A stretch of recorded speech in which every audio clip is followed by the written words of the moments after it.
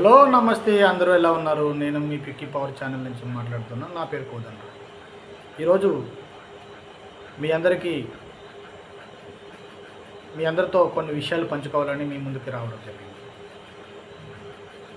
ఈరోజు international coastal cleaning day, September 21. అంతర్జాతీయ తీర ప్రాంత పరిశుభ్రత దినోత్సవం సెప్టెంబర్ 21. अंतर्जातीय समुद्र स्वेच्छ सागर दिवस सितंबर 21। सभी को शुभकामनाएं। मैं बताया जा रहा हूँ, स्वच्छ भारत స్వేచ్ఛ సాగర్ సురక్ష సాగర్ అనే కార్యక్రమంలో భాగంగా ఈరోజు ప్రధానమంత్రి నరేంద్ర మోదీజీ స్వేచ్ఛ సాగర్ సురక్ష సాగర్ అనే కార్యక్రమంలో 2014లో ఆయన చెన్నై బీచ్ని సందర్శించడం జరిగినది.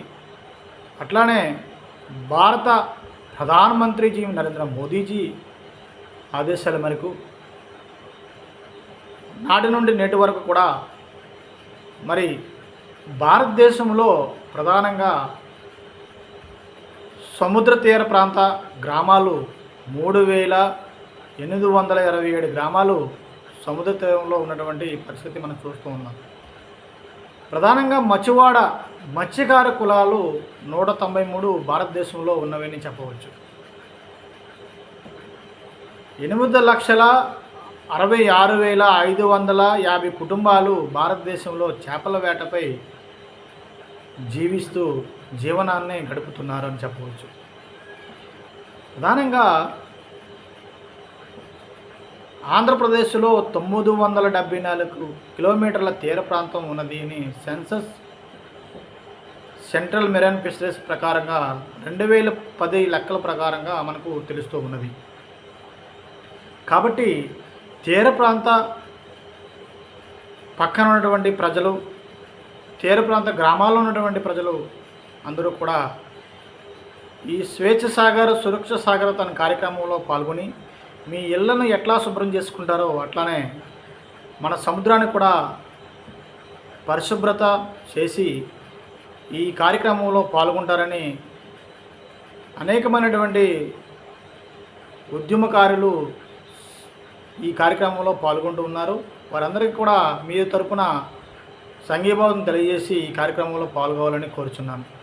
మరి ముఖ్యంగా ఆంధ్రప్రదేశ్లో ప్రధానంగా చూసుకున్నట్లయితే సముద్ర తీర ప్రాంతంలో ఎక్కువగా కలుషిత రహిత ఫ్యాక్టరీలు పెడుతూ ఉన్నారు.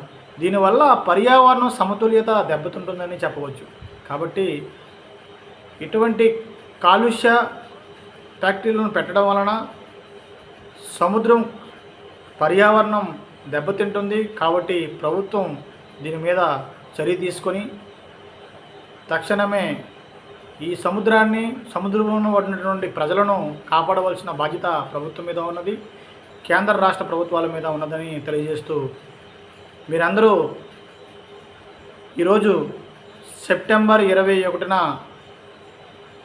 స్వేచ్ఛ సాగర్ సురక్ష సాగర్ అనే కార్యక్రమంలో పాల్గొని ఈ కార్యక్రమాన్ని జయప్రదం చేసి మన సముద్రాన్ని, మన ఇళ్లను, మన తీర ప్రాంత గ్రామాలని కాపాడతారని మీకు అందరికీ మనవి చేస్తూ సెలవు తీసుకుంటున్నాను.